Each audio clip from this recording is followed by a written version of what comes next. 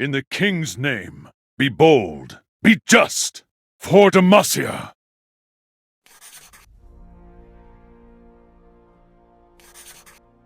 Throughout the preceding decades, the memories of the winged protectors would be preserved, though the names themselves of Kale and Morgana will be long forgotten in the midst of time. The views about justice, meanwhile, would slowly become radicalized as the kingdom of Demacia grew. Ever since the divine flames of justice fell upon the young kingdom, those who lived long enough to remember the Rune Wars saw no difference. The people who escaped the monstrous mages saw and experienced the very thing they fled from. Shortly after this incident and the disappearance of the twin sisters, the resentment of the people towards mages became ever bitter, which was also vocally apparent in the rich families of Demacian society. The first noble house of Demacia, the Light Shields, now adopting the old crest of the Judicator Order of Kale, would become the royal family of the kingdom, taking the position of leadership, with its head sitting on the kingdom's throne as king. Other noble houses would then follow suit, with the kingdom's leadership slowly passing new laws that gradually forbade the practice of magic. Henceforth, Demacian society became discriminatory to mages, slowly driving people with magical abilities into hiding amongst the mortals. While the chroniclers and lorekeepers are still uncertain, it's clear that shortly after these events, the Demacian leadership decided that there was a need to have an enforcer class to uphold the kingdom's anti-magic laws. This eventually led to the founding of the Mage Seekers of Demacia, whose purpose to hunt down mages living amongst the Demacian people, capture them, and suppress their magical abilities with the use of cruel and torturous methods. Chroniclers and lorekeepers are still unable to pinpoint the exact date of the Mage Seekers' founding to this very day, but their presence would become part of the new norm of the kingdom to this very day.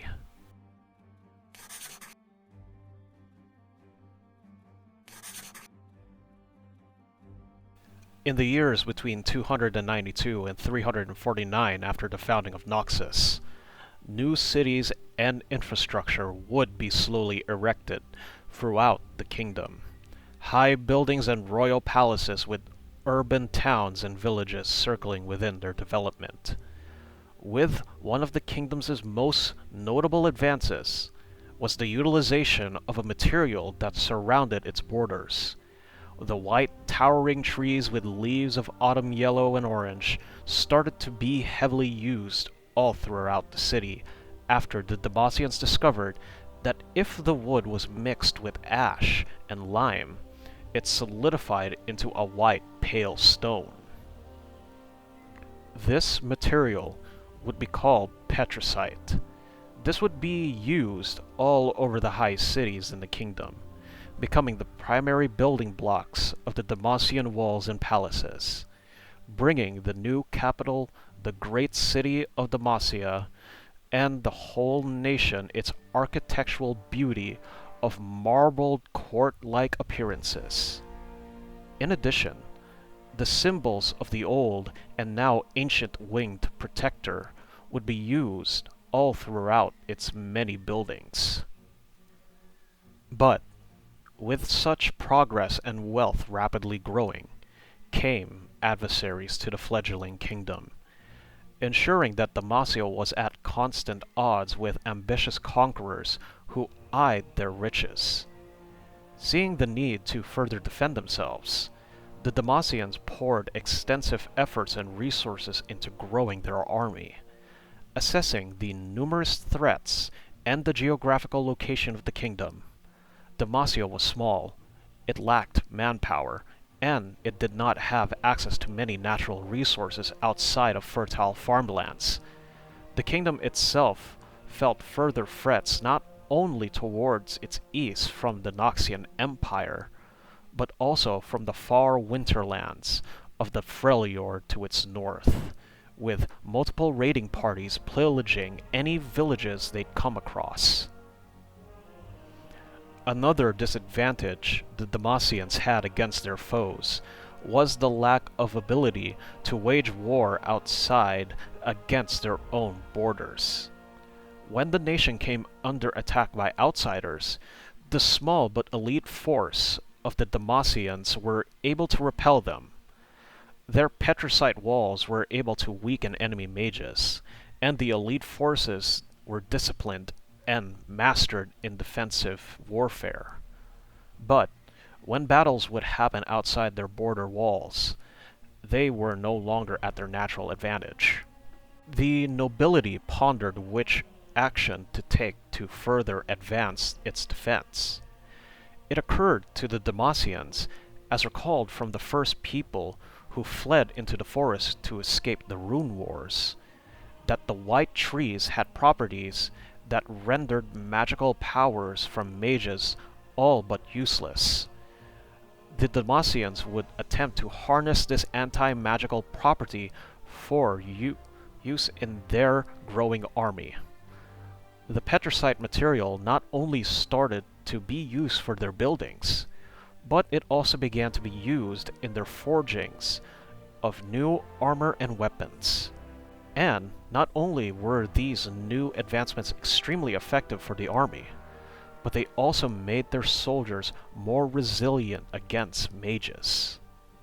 The king, now Jarvan Lightshield, would furthermore push for a commission to the kingdom's greatest artisan at the time, known as Arcturus Doran.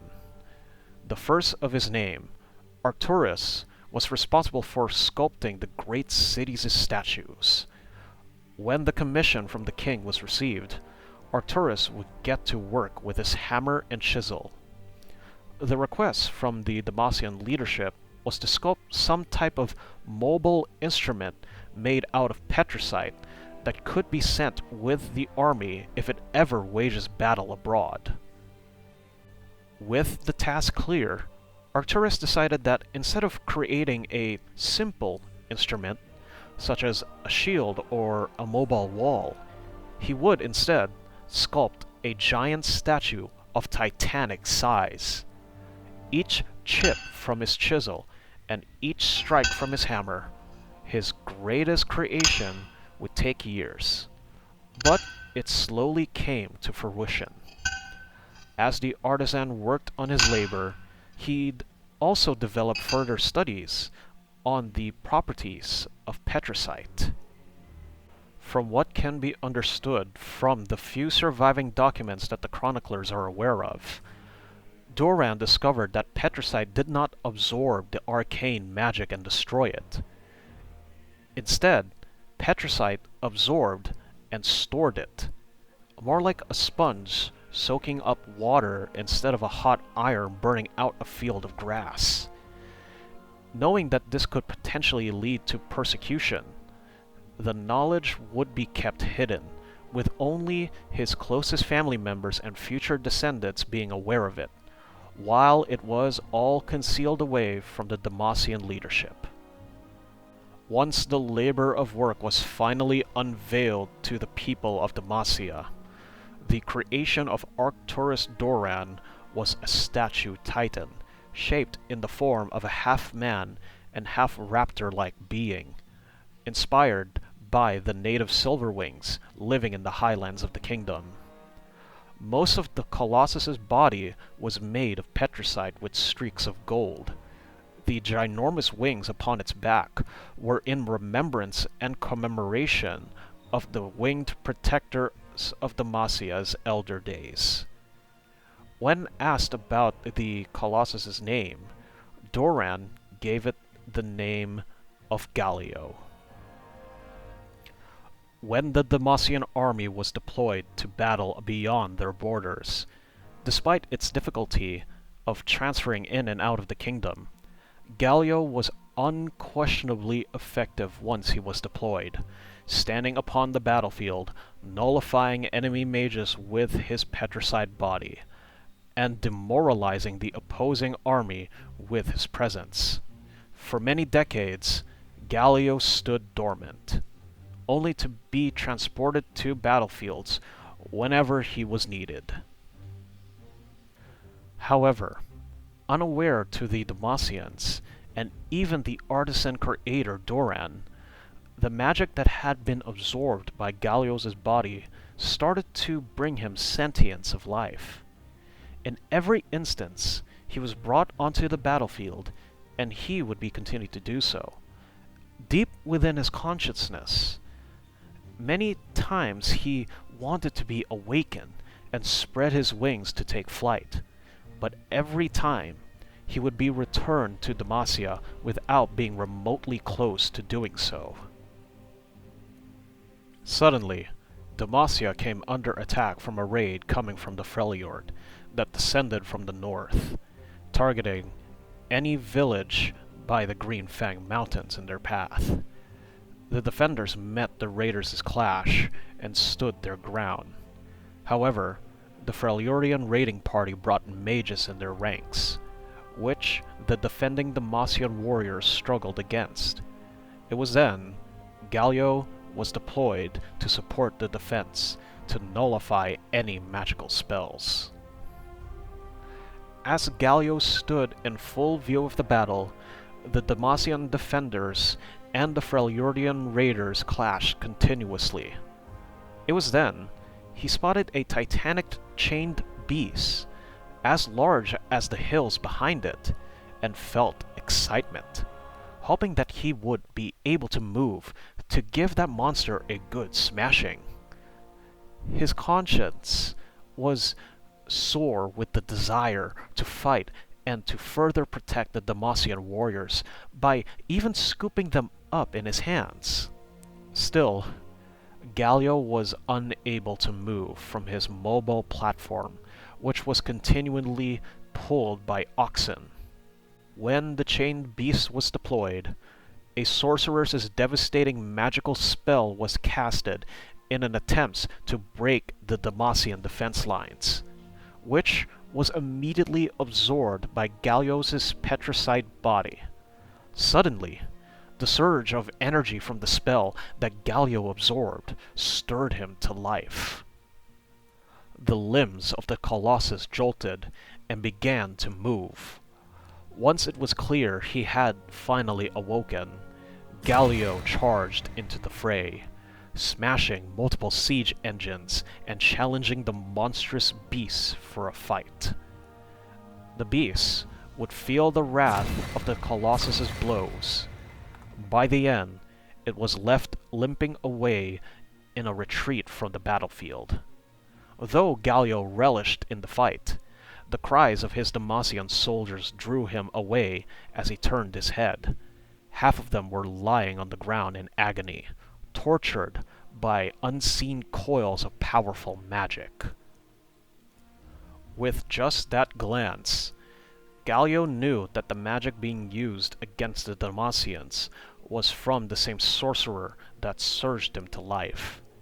He then leapt high in the air and then came crashing down onto the mage, ending the battle with the invaders routing in retreat.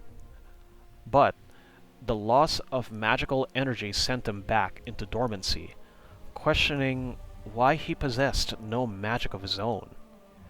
Galio's consciousness soon faded away completely, with the fear-stricken Demacian soldiers quickly returning him to the northern part of the great city on Memorial Road, where he would stand to this day.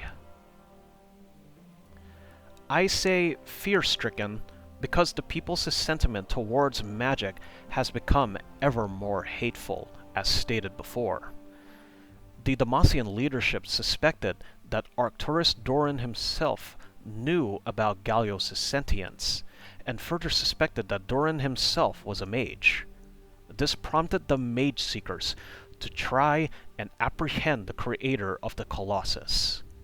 When the Mage Seekers finally confronted the old artisan in his home, they found out that Doran held sympathy towards mages and other people who possessed magical abilities, which was all enough for his imprisonment. To this day, chroniclers are unsure of what specifically happened to Arcturus Doran when he was thrown into the dungeons.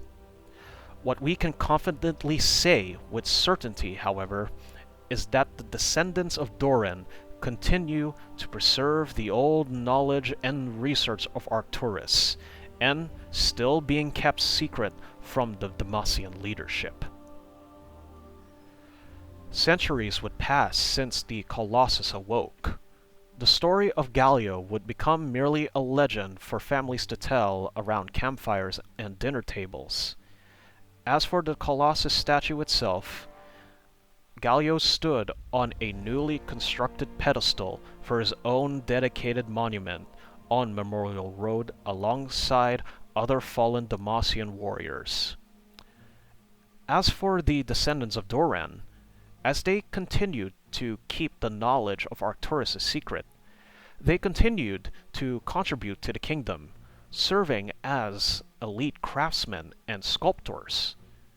In time, the descendants of Doran soon became a noble house in Demacia, becoming the House of Doran, all the while keeping the secret of their forefathers' knowledge.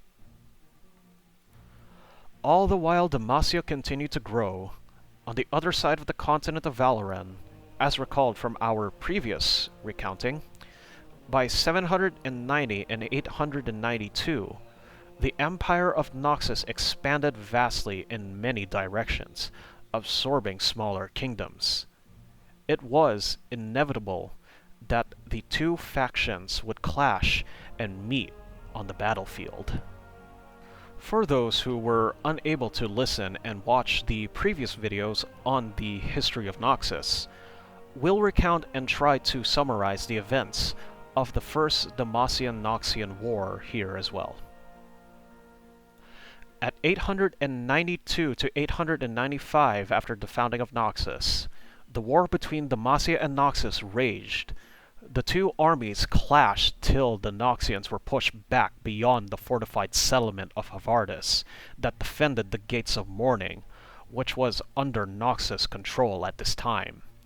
This led to one of the most powerful warlords called Scion to redirect his own warband from the Argent Mountains to support the army against the Demacians. When Scion linked his contingent with the main Noxian army, the Demacians were over the horizon. However, the Demacian army had no intention to pursue the Noxians any further beyond their borders, and began to fall back. The Noxian commander at Havardis had also decided to let the Demacians leave without inciting any further assault. Outraged at this display of weakness, Scion hurled the commander from the city walls and ordered the attack. Leading the charge, Scion flew into battle but was quickly outnumbered as he was quickly surrounded by Demacian forces. As he was pierced by a dozen enemy spears and arrows, he finally reached the enemy commander, King Jarvan I. The two leading commanders of the opposing armies locked into a duel, but Scion reached with his grasp around the king's throat, strangling him until King Jarvan I stopped breathing. It was at that moment Scion would finally allow himself to die as well.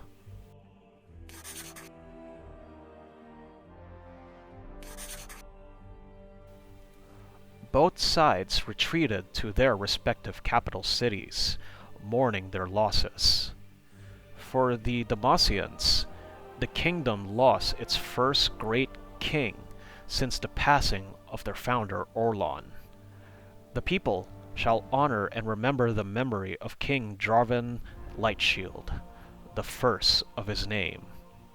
With his death, his son would soon be crowned king, Jarvan II Lightshield. Interestingly enough, this reign of King Jarvan II wouldn't be as well known. Unlike the reigns of his father and later his son and grandson, Jarvan II's efforts have been about focusing on stability and strengthening the structure of the kingdom itself, not about conquests or war. The legacy of Jarvan II would be an era of consolidation and the strengthening of the foundational laws. This included the deeper institutionalized distrust of magic, with the king putting a greater reliance on the Mage Seekers to enforce Demacian ideology. He placed further emphasis on discipline and honor in the Demacian military, traits that became hallmarks of Demacian culture today. This led to the rise of other noble houses that are now part of the new military aristocracy, the houses of Crown Guard, Bavel, and Laurent.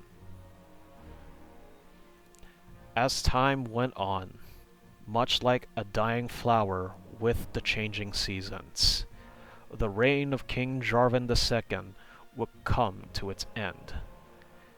As the kingdom's monarch lay to rest, the period of mourning was not filled with tears of tragic loss, but of gratitude. The people would soon have a new king, and much like the leaders of peace, people may mostly forget the reign of Jarvan II. For all of it, the kingdom's new ruler would carve an overshadowing legacy of his own, sprouting from the newly crowned king, King Jarvan III Lightshield.